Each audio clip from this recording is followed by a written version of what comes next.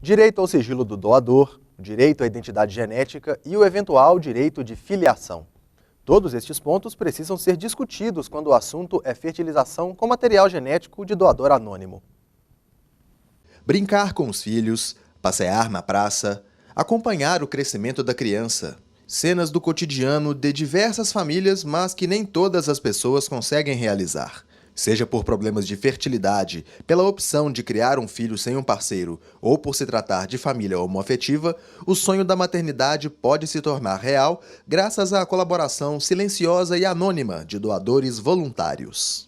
É muito comum os casais terem a necessidade de usarem, ou seja, no caso de um sêmen de banco ou mesmo de óvulos, para óvulos obtidos através da doação. Nós temos bancos de sêmen aqui no Brasil, diversos bancos de sêmen, porque a doação de sêmen é um procedimento inócuo, um procedimento que não necessita um ato médico para se obter o sêmen. Já o banco de óvulos, ele não existe no Brasil, vamos falar assim, pela maneira que é autorizada a doação de óvulos no Brasil. Então, a doação de óvulos no Brasil ela não é feita por, vamos falar assim, por doadoras, por mulheres que procuram centros de doação para doar os óvulos. Essa doação no Brasil ela é proibida, ela é feita por casais que estão em tratamento e optam por doar parte dos óvulos. Uma prova de que a busca por esses bancos é comum está em um levantamento que indica que a doação de sêmen cresceu 528% de 1994 a 2012 no maior banco de sêmen de São Paulo, que fornece material para todo o país. A busca por sêmen de doador anônimo também aumentou 60%. Um dado que se associa a esses números é que a taxa de espermatozoides por mililitros de esperma, que variava de 100 milhões a 200 milhões, passou a oscilar entre 50 milhões e 80 milhões. Aparentemente, por conta de fatores como estresse, poluição, uso de agrotóxicos e sedentarismo. Não há no Brasil uma legislação específica para essa prática, apenas uma regulamentação do Conselho Federal de Medicina. O documento orienta que seja priorizado o sigilo. Doador e receptor não devem conhecer a identidade um do outro. Algumas correntes de pensamento afirmam que o conhecimento da origem biológica se relaciona com o direito à dignidade humana, previsto no artigo 1º da Constituição. Na prática, o que acontece é um embate: o direito à identidade genética versus o direito ao anonimato do doador. Este desembargador considera natural a busca pela origem biológica e acredita que tanto sigilo pode se tornar um risco no futuro. Porque lá pelas tantas essa criança vai saber, e seria bom que o casal contasse que, na verdade, o material não é todo do casal, esclarecesse, que houvesse um diálogo. Porque se não esclarece, o filho amanhã acaba sabendo através de terceiras pessoas. Ou vamos supor a questão mesmo que já se levanta muito na doutrina, uma doença que precisa saber quem que é o pai biológico para fins de ver compatibilidade ou não, quem pode ser doador na família, né? No Brasil, em casos de doença, é autorizado recorrer à clínica responsável pela fertilização. É solicitado a uma equipe da clínica que localize o doador e repasse as informações ao grupo médico responsável pelo tratamento do paciente nascido dessa fertilização, mantendo assim o sigilo entre as partes envolvidas. A diretora do Instituto Brasileiro de Direito de Família do Rio Grande do Sul destaca que em outros países há interpretações diferentes. Por exemplo, a legislação portuguesa, ela é clara que eu teria acesso aos dados, mas não à identidade do doador. Eu poderia saber quem é, etc. Há uma possibilidade de se entrar em contato, mas não de ter o conhecimento esse cara a cara. Claro que salvo se as partes, enfim, abrirem mão do sigilo, que também é um direito deles, e virem a conhecer. A doação de material genético é interpretada de diferentes formas ao redor do mundo porque cada país segue uma tradição do direito. Por exemplo, o sistema jurídico francês defende o princípio do anonimato. Nem os casais e nem os doadores podem ter conhecimento da identidade um do outro.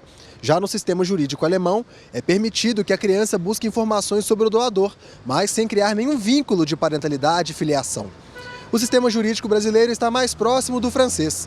Mas o que se conclui disso tudo é que o direito comparado pode ser muito útil nessas situações. Qual é o problema que nós temos aí em termos de legislação, que temos lá, temos aqui, temos em qualquer lugar?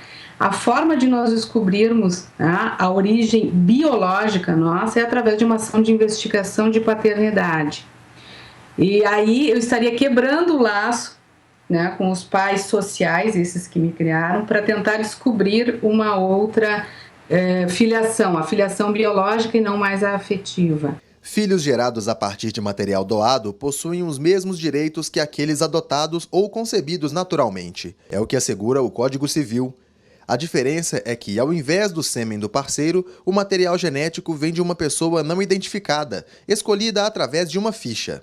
Nela são descritas as características físicas desse doador, idade, profissão e até o hobby ao qual ele se dedica.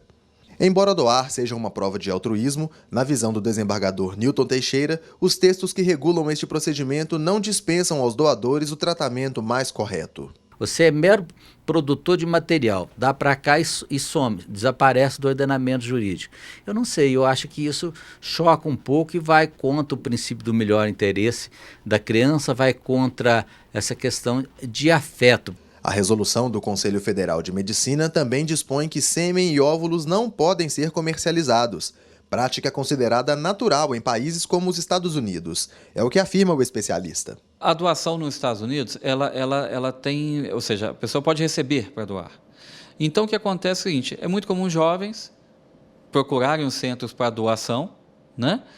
E usam esse dinheiro para seus fins. Então, por exemplo, no centro que nós trabalhamos nos Estados Unidos, é muito comum, às vezes, você ver universitárias, né? Que às vezes ajudavam a pagar o estudo, né? Doando óvulos. No Brasil, comercializar material genético e permitir a revelação da identidade genética são coisas sem data definida para acontecer. Porém, mais importante do que isso é estudar as possibilidades, discutir o assunto. Ao mesmo tempo que nós estamos afirmando que esse assunto precisa chegar no Congresso Nacional, a outra pergunta sai dessa colocação. E no Congresso, mudaria grandes coisas? Né? Num Congresso, às vezes, preconceituoso ou confundindo, ou esquecendo que o Estado é laico e embutindo questões religiosas no meio dessas questões de direito. Então, não sei. Então, acho que, antes de tudo, é esse debate que tem que ser feito frente à sociedade e demonstrando que, sempre tendo como em mente a razão maior do direito de família, o afeto. Esse afeto é que motiva inúmeras famílias. Por aqui, não é pouco o que se gasta com uma fertilização. Há relatos de que o procedimento pode superar os R$15 mil. Mas para as famílias que desejam um filho, se tornar pai, concretizar o sonho da maternidade, isso não tem preço.